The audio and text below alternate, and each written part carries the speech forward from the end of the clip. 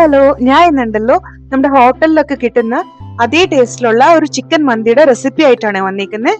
ആദ്യം തന്നെ നമുക്കൊരു മസാലപ്പൊടി റെഡിയാക്കണം. അപ്പൊ അതിന്റെ റെസിപ്പിയിലോട്ട് പോവാം.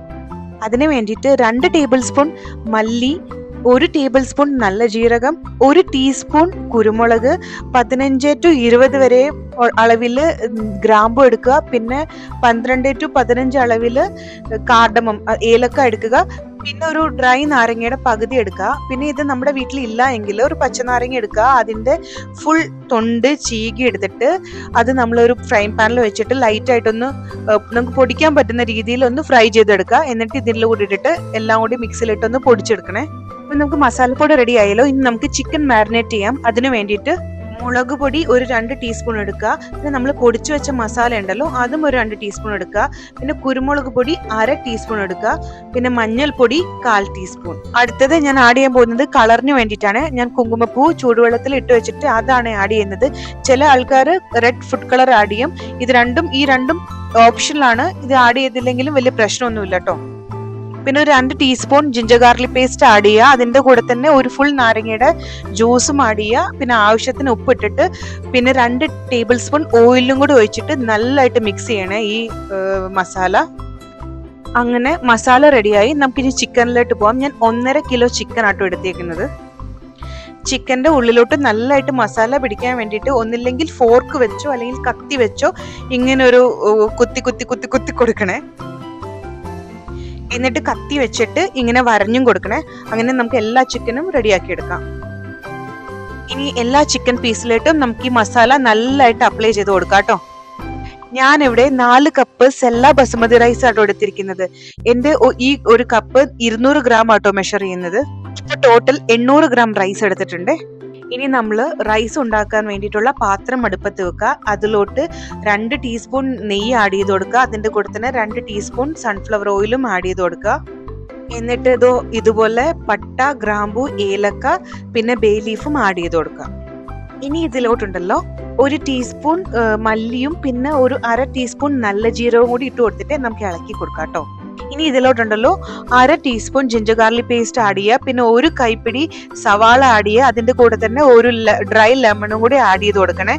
നിങ്ങൾ ഈ സ്റ്റേജിൽ ഉപ്പിട്ട് കൊടുക്കലേ. ഞാൻ സവാള ഇട്ട ഉടനെ തന്നെ ഉപ്പിടുന്ന ഒരു സ്വഭാവം എനിക്കുണ്ടായി. ആ ആവേശത്തിൽ ഞാൻ ഉപ്പിട്ട് കൊടുത്തേ. ഇപ്പൊ ആഡ് ചെയ്യരുത്. നമ്മൾ ലാസ്റ്റ് എല്ലാം കഴിഞ്ഞിട്ട് വെള്ളമെല്ലാം ഒഴിച്ച് ലാസ്റ്റ് സ്റ്റേജിൽ ഉപ്പ് ആഡ് ചെയ്ത് കൊടുത്താൽ മതി. കാരണം നമ്മൾ ഇതിലേക്ക് ചിക്കൻ സ്റ്റോക്കിന്റെ ക്യൂബ് ആഡ് ചെയ്യുന്നുണ്ട്. അപ്പൊ 1/2 കിലോയ്ക്ക് 1 ക്യൂബ് എന്ന കണക്കിന് ഞാൻ ഏകദേശം 800 ഗ്രാം എടുക്കണ്ടല്ലോ. അപ്പൊ 2 ചിക്കൻ ക്യൂബ് ആഡ് ചെയ്യണമായിരുന്നു.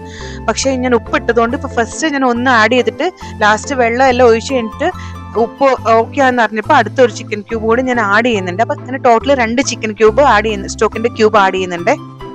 ഇനി ഇതിലോട്ടുണ്ടല്ലോ നമ്മൾ പൊടിച്ചു വെച്ച മസാല ഉണ്ടല്ലോ, അതിൽ നിന്ന് ഒരു 1.5 ടീസ്പൂൺ മസാല ഇതിലോട്ട് ആഡ് ചെയ്യണേ. എന്നിട്ട് ഇതൊന്ന് നല്ലതായിട്ടൊന്ന് ഇളക്കി മിക്സ് ചെയ്ത് എടുത്തിട്ട് നമ്മൾ ബസ്മതി റൈസ് ആഡ് ചെയ്ത് കൊടുക്കുകയാണ്. എന്നിട്ട് ഈ ബസ്മതി റൈസും കുറച്ച് നേരോട്ടൊന്ന് ഫ്രൈ ചെയ്തതിന് ശേഷം നമ്മൾ വെള്ളം ഒഴിച്ചു കൊടുക്കണം. ഞാനിവിടെ 1 കപ്പ് റൈസിന് 2 കപ്പ് വെള്ളം എന്ന അനുപാതത്തിലാട്ടോ എടുക്കാറുള്ളത്. അപ്പൊ ഞാനിവിടെ 4 കപ്പ് റൈസ് എടുത്തിട്ടുണ്ട്. അപ്പൊ 8 കപ്പ് വെള്ളം ഒഴിക്കണം. പക്ഷെ 7 കപ്പ് വെള്ളം ഒഴിക്കുന്നുള്ളൂ. റൈസിന്റെ അളവ് കൂടുന്നതനുസരിച്ചിട്ട് നമുക്ക് 1 കപ്പ് വെള്ളം വേണമെങ്കിൽ കുറയ്ക്കാട്ടോ, അല്ലെങ്കിൽ ചോറ് വെന്ത് പോകും ഒരുപാട്. ഞാൻ ചിക്കൻ മാരിനേറ്റ് ചെയ്യാൻ ഉപയോഗിച്ച കുങ്കുമപ്പൂവില് കുറച്ച് ബാക്കി ഉണ്ടായിരുന്നു. അത് ഞാൻ ഈ റൈസിലോട്ട് ഒഴിച്ചു കൊടുക്കുകയാണ്. അത് നല്ല ഫ്ലേവർ കൊടുക്കും കേട്ടോ. നല്ല ആട്ടോ ഇങ്ങനെ ഒഴിക്കുന്നത്. ഇതും ഓപ്ഷനിലാട്ടോ, നിർബന്ധമില്ല. ഞാൻ ഉപ്പ് കൂടുന്ന് പേടിച്ചിട്ട് ഞാൻ 2 ചിക്കൻ ക്യൂബ് ആഡ് ചെയ്യണമെന്ന് പറഞ്ഞായിരുന്നല്ലോ, ഞാൻ ആഡ് ചെയ്തില്ലല്ലോ. ഞാൻ അതിപ്പോ ആഡ് ചെയ്ത് കൊടുക്കണേ. ഉപ്പൊന്നും കുഴപ്പമില്ല, നമുക്ക് ആഡ് ചെയ്ത് കൊടുക്കാം. ഇനി ഇതിലോട്ടുണ്ടല്ലോ കുറച്ച് മല്ലിയില കട്ട് ചെയ്ത് ഇട്ട് കൊടുക്കണേ. അതിന്റെ കൂടെ തന്നെ ഒരു 1/2 നാരങ്ങയുടെ ജ്യൂസും ഒഴിച്ചു കൊടുക്കണേ. നമ്മുടെ അരി ഉടഞ്ഞു പോകാണ്ടിരിക്കാൻ വേണ്ടിയിട്ടാണ്, ഒരുപാട് വെന്ത് ഉടയാണ്ടിരിക്കാൻ വേണ്ടിയിട്ടാണ്. ഇനി നമുക്ക് വേണ്ടതേ താഴെ ഹോളുള്ള ഏതെങ്കിലും ഒരു പാത്രം, അല്ലെങ്കിൽ ഇങ്ങനത്തെ അരിപ്പ പാത്രം ആയാലും മതി. പക്ഷെ നല്ലത് ഇങ്ങനത്തെ താഴ്ഭാഗം മാത്രം ഹോളുള്ള പാത്രം ആട്ടോ നല്ലത്. നമ്മൾ ചിക്കൻ ഈ ചോറിന്റെ മേലെ വെച്ചിട്ട് ആവി ഏറ്റെടുക്കാൻ വേണ്ടിയിട്ടാണ്. അപ്പോൾ കറക്റ്റ് ആ പാത്രത്തിന് മാച്ച് ആവുന്ന രീതിയിൽ ഒരു പാത്രം ഉണ്ടെങ്കിൽ, താഴെ ഹോളുള്ള ഒരു പാത്രം ഉണ്ടെങ്കിൽ അങ്ങനത്തെ എടുത്തു വെച്ചാൽ അതാണ് നല്ലത്. അല്ലെങ്കിൽ ഇങ്ങനത്തെ ഹോളുള്ള പാത്രം ഉണ്ടെങ്കിൽ അലൂമിനിയം ഫോയിൽ വേണ്ടി വരും. അല്ല എങ്കിൽ മറ്റേ പാത്രമാണെങ്കിൽ നമ്മൾ മുകളിൽ ഒരു പാത്രം വെച്ച് അടച്ചാൽ മാത്രം മതിയായിരുന്നു. ഇപ്പൊ ഇങ്ങനത്തെ ഞാൻ എടുത്ത പോലത്തെ അരിപ്പ് പാത്രം ആണെങ്കിൽ നമ്മൾ അതിൽ ചിക്കൻ വെച്ചിട്ട് അലൂമിനിയം ഫോയിൽ കൊണ്ട് ചുറ്റും കവർ ചെയ്ത് കൊടുക്കണം. എന്നിട്ട് ഇടയ്ക്ക് എടുത്ത് ഒരു 2 പ്രാവശ്യം 3 പ്രാവശ്യമെങ്കിലും ഈ പാത്രം എടുത്ത് പൊക്കിയിട്ട് റൈസ് ഒന്ന് ഇളക്കി കൊടുക്കാൻ മറക്കരുത്, അല്ലെങ്കിൽ റൈസ് അടിയിൽ പിടിക്കും.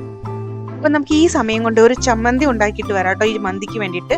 അപ്പോൾ 2 മീഡിയം സൈസ് തക്കാളി ഇടുക, 1 അല്ലി വെളുത്തുള്ളി ഇടുക, ഒരു 4-5 പച്ചമുളക് ഇട്ട് ഞാൻ കുറച്ചധികം മല്ലിയില ഇടുന്നുണ്ട്. കാരണം എൻ്റെ ചമ്മന്തി അപ്പോൾ പച്ച കളറിലിരിക്കണം. ഞങ്ങൾക്ക് മല്ലിയിലയുടെ ഫ്ലേവർ, മല്ലിയില ഭയങ്കര ഇഷ്ടമാണ്. നിങ്ങൾ കുറച്ചിട്ടാൽ മതി, അപ്പോൾ റെഡ് കളറിലിരിക്കും. ഞങ്ങൾക്ക് മല്ലിയില അധികം വേണ്ടതുകൊണ്ട് ഞങ്ങൾ അധികം ഇടുന്നു. അതുകൊണ്ട് ഞങ്ങളുടെ ചട്നി പച്ച കളറിലാട്ടോ ഇരിക്കുന്നത്. അപ്പം മല്ലിയിലയും കൂടി ഇട്ടിട്ട് ആദ്യം ഒന്ന് അടിക്കുക. എന്നിട്ട് അതിലോട്ട് കുറച്ച് നാരങ്ങനീരും ഉപ്പും കൂടി ഇട്ടിട്ട് പിന്നെ ഒന്നും കൂടി അടിച്ചു കഴിഞ്ഞാൽ നമ്മുടെ ചട്നി റെഡി. ഇടയ്ക്ക് ഒന്ന് അടി പിടിക്കണ്ടോ, വെള്ളം വറ്റുന്നുണ്ടോ എന്നൊന്ന് ചെക്ക് ചെയ്യണേ. അപ്പൊ നമ്മുടെ അരിയെല്ലാം വെന്ത് വെള്ളം എല്ലാം വറ്റി റെഡി ആയിട്ടുണ്ട്. അപ്പൊ നമുക്ക് ഇനി ഈ ചിക്കൻ ഉണ്ടല്ലോ, ഈ ചിക്കൻ എടുത്ത് നമുക്ക് ഫ്രൈ ചെയ്തെടുക്കണം.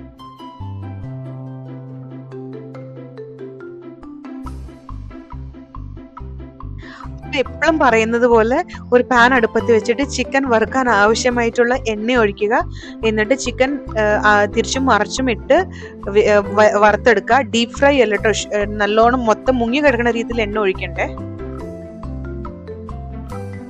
ഞാൻ റൈസ് കുറച്ചും കൂടി വലിയ പാത്രത്തിലോട്ട് മാറ്റിയിട്ടുണ്ട്. മറ്റേ പാത്രത്തിൽ ചിക്കൻ ഇങ്ങനെ നിരത്തി വെക്കാൻ പറ്റത്തില്ല, അതുകൊണ്ടാണ്.